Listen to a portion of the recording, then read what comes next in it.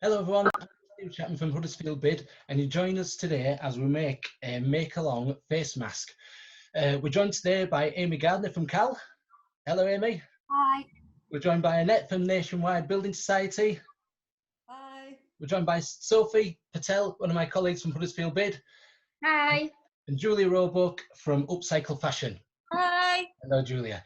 So I guess the question is that we're putting out there, why are we doing this? In the government guidelines that's just come out, the suggestion is that wearing face masks is going to be one of the protocols that we all need to do, whether we're travelling on public transport, whether we're working in the office environment again. And just as we all come out of the lockdown, there's a suggestion that wearing a face mask is one of the best things to do. So we thought, why not make one at home?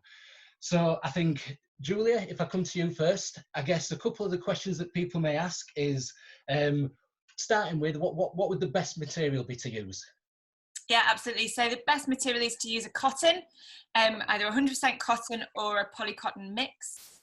And cotton's a natural fibre that you will be able to easily find in your household. So today we are using unwanted bedding. That's flat sheets, pillowcases, or duvet covers. Thank you. I think if I just get my material, I'm using an old cotton shirt that has gone well out of fashion, so that will that'll look pretty cool as I'm travelling on the train to work. Yeah. Amy, I know you. What have you got for us today? What material are you using? I've got a lovely old bright red pillowcase today, so won't miss us with that. Nice. I'll put in. Good stuff. Doing these face masks isn't going to stop people catching the virus, but one of the key things that on the messages out there is that wearing a face mask will certainly stop the spread. So that's the full idea around us doing the make along face mask. Suddenly wearing face masks might seem to some people a bit either shocking or in trying to get over the barriers around wearing them, either that they don't reflect your personality or you feel a bit silly. Using these materials that we already have, that your shirt, mat, or a pillowcase, something, it's familiar. This one smells like my house. It's fabrics that you already have around you. So reusing materials, and we're also using materials that already are part of us. So we hopefully will feel a bit easier about wearing them, a bit more confident about wearing them. And also if they are materials that reflect more of your personality, or this one's a jazzier one, then we could make people smile as we pass them, rather than making some people maybe feel a bit uncomfortable or a bit distant or a bit hostile, especially in this time of socially isolating. Something that can make people laugh or feel connected even when we're a bit further apart than we'd like, I think can be done through textiles, and if we can do it through face masks, then even better. Other essential part, as well as the cotton, is having something that stretches to keep it secure around your ears. So in place of elastic, again, I doubt many households have a ready stash of elastic knocking around. We're going to cut up some old tights. So either laddered tights or bobbly tights, or just tights that you never wear, or that your daughter's grown out of. To get the shape, we'll be using a dinner plate. So no printing out required, no understanding of a specific pattern or anything like that. The first step is for everybody to have your material. Hopefully your irons are on, and we're going to press that material flat. So we're working with a flat piece of fabric. So all you need to do with your fabric, you only need to press the area that's going to be the size of your plate. So don't worry about pressing your sleeves or anything, Matt, on yours. One plate is going to make one mask. So place it on the fabric. Try to place it as close to an edge as possible, again, just to avoid wastage and plonking it right in the middle. Place it face down, so it's just easier to draw around that edge, as close to the edge of your fabric as possible, and then get your pen and draw around it. Use your scissors and you can cut out that circle.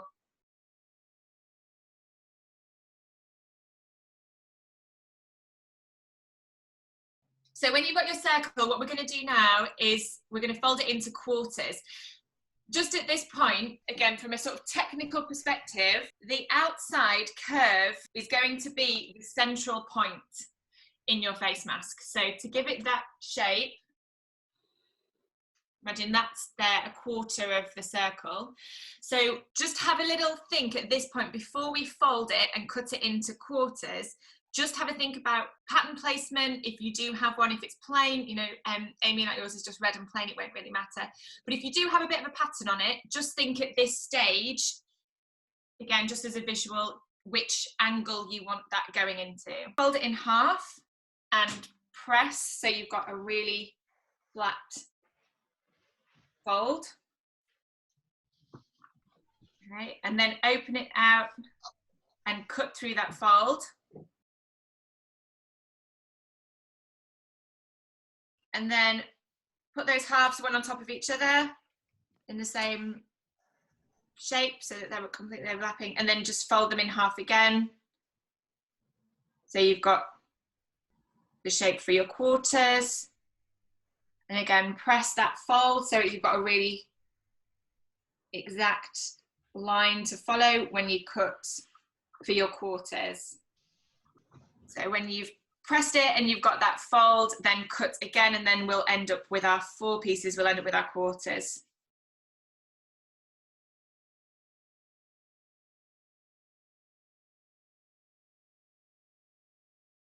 Okay, so now you have your 4 quarters. What we're going to do now is we're going to start hand sewing.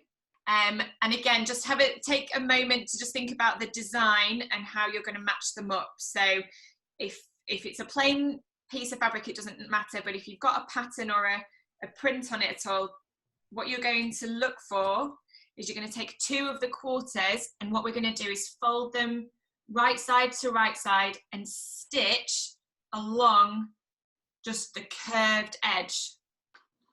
So these are my quarters, so I've got these 2 pieces.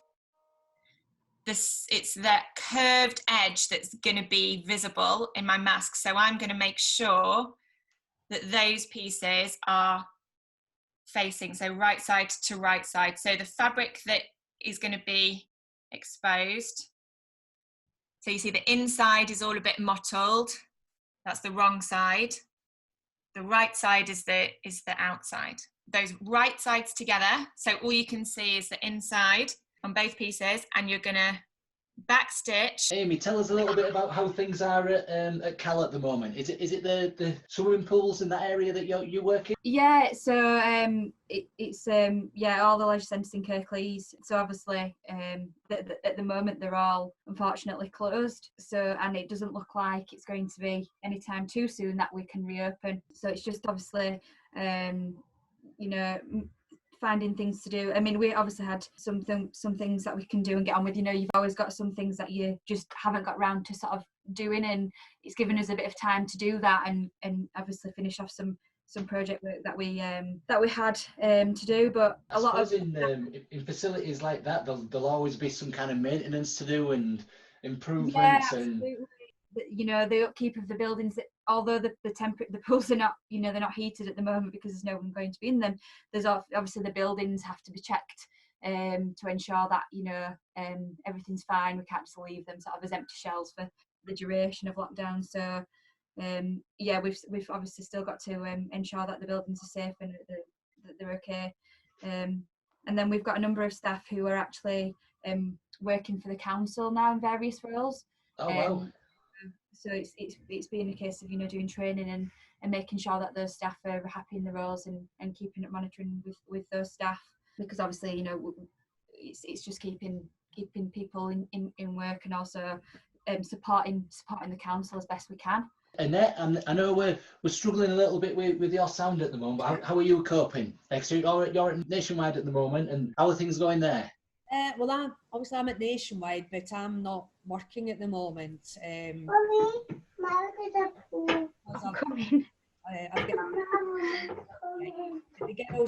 The rest of the team, they're trying to adapt. I think it was hard at first. We're in reduced opening hours, so they're not at face to face all the time, but they're taking more phone calls from the call centre, so they're getting kept busy. But I have been taking them in cakes, or sending cakes or flapjacks and that down to them. How about you, Julia? Are you coping all right in the lockdown? Are you finding lots of projects to get involved in? Yeah, I am. At the beginning, I think I spent about 2 weeks just completely shell-shocked because all all the projects and things that I'd lined up for the summer.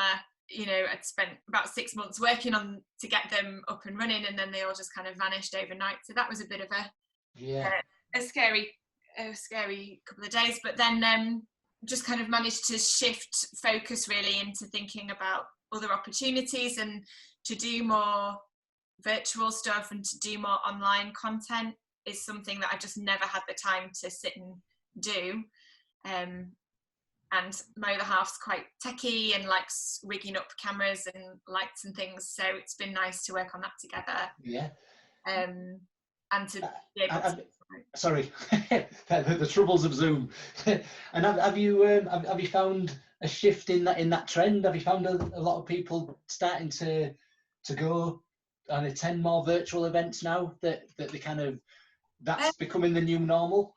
Yeah, I think people are kind of aware of that, that it's their only way to engage with these kinds of things. So I've been really interested to see what other people are doing as well, and to watch other people's content and people who I really, you know, admire and respect, who are working in fashion and sustainability as well, and be really inspired by the kind of things they're doing. So it's been nice just to kind of share skills and kind of move a lot of the environmental conversations forward that were happening anyway, but using this time as a reason to, you know, fully rethink and trying to engage people with skills and the materials that we have. So if we have our 2 pieces, Annette, are you ready with yours? Press the seams out. So that's tricky because on a flat ironing board we don't have the industrial equipment to iron around a curved seam, but we will, if you do as much as you can inwards from the edges, you've just stitched it together like this. So if you open it out like this, you're going to basically with the iron press that seam open. Okay. Yeah, and flatten it out. I think it works if you put it on the corner of your ironing board. Oh, Sophie, that's a good idea. That's actually worked for me. Yeah.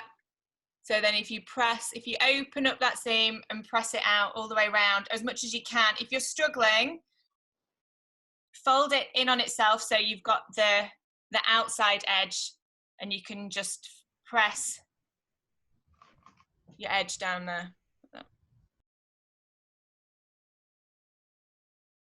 Yeah, so then if you fold them so that they are then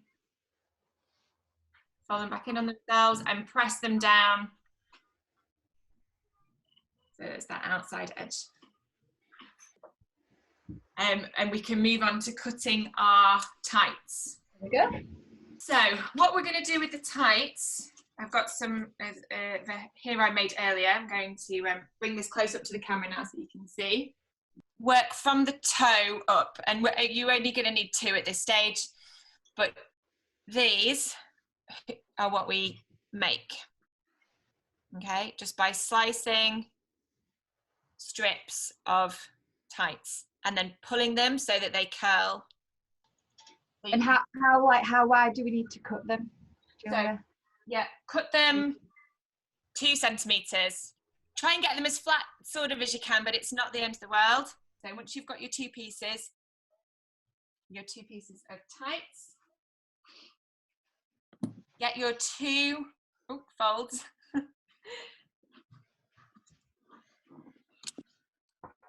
Okay. So you know how when we first stitched them, did our first stitching on that curved edge here, I talked about right side to right side. We're going to do that again. So we're going to take, so right side to right side, pinch and hold one of those pointy edges together. Okay, so like that. And you're going to open them out, Matt. So Matt, hold them. So at the moment you're holding them on the seam. Don't hold the seams together. Hold the pointy edges together. Yeah. Yeah. And let them fall. Let it fall down, Amy, like that. Yeah. And then you're gonna curve them in on themselves, so they're cupped inside each other like that.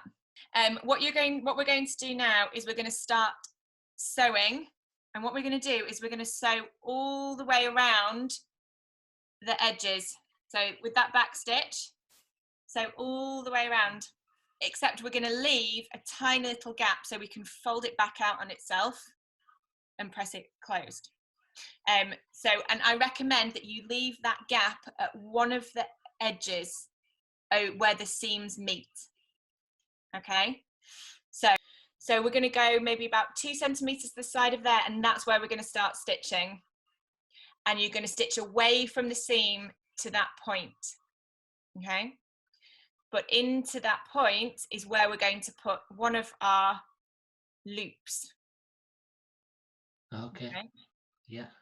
And you're going to put most of it inside your face mask.